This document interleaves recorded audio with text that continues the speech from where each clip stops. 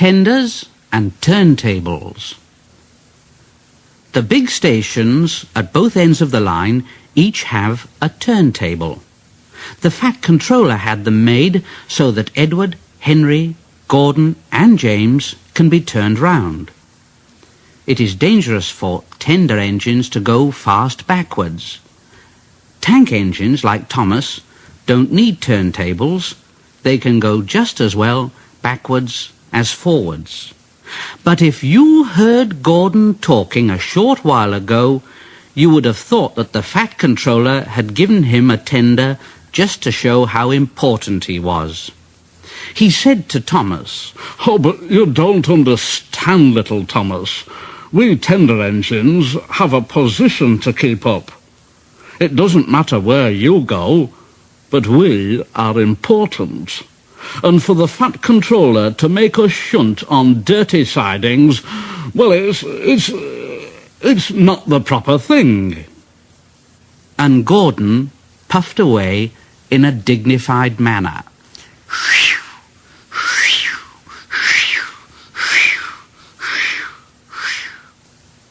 Thomas chuckled. "Poor old Gordon, he is upset." And off he went with the two coaches, Annie and Clarabel. Gordon took his coaches and passengers to the terminus and waited until they'd all got out. And then he shunted the coaches to another platform. He was in a bad temper. "It's disgraceful. It's disgraceful. It's disgraceful." And he ran backwards to the turntable. The turntable was in a windy place close to the sea.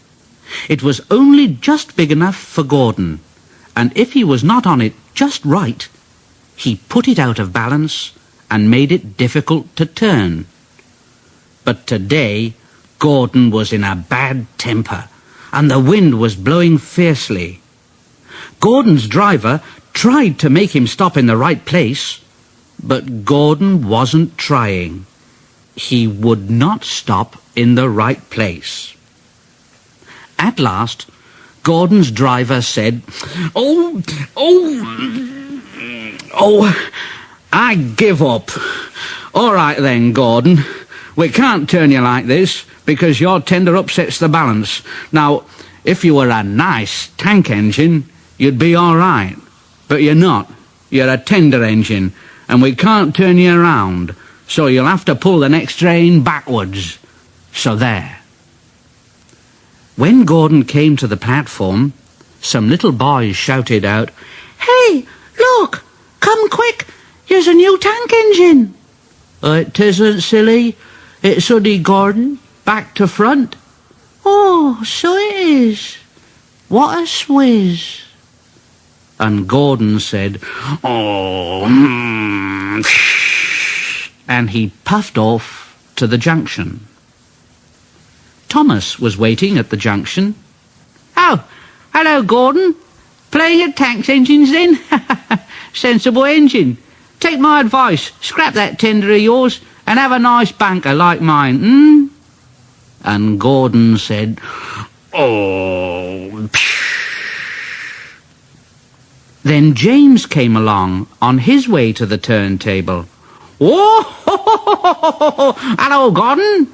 Got stuck on the turntable then, are you?" "You'll be careful, James. Otherwise you might get stuck too." No.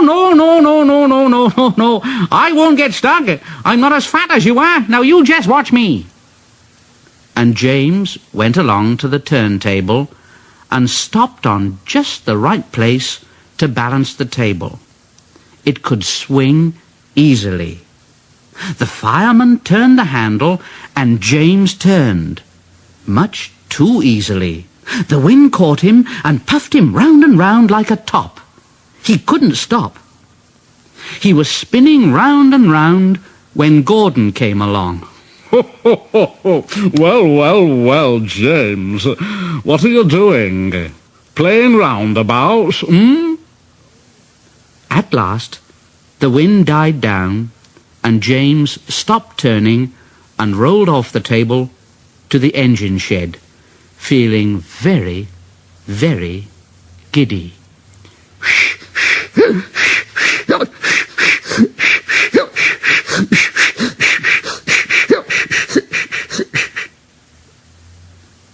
That night, the three engines had an indignation meeting.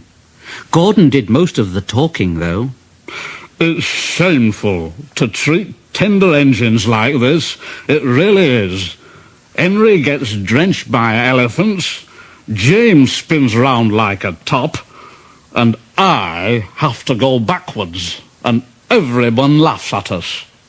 Not only that, the fat controller makes us shunt in dirty sidings. It's dreadful. It's dreadful. Now listen, we will act tomorrow. The fat controller will look silly. Now this is what we'll do. In the morning, when the driver and the fireman come,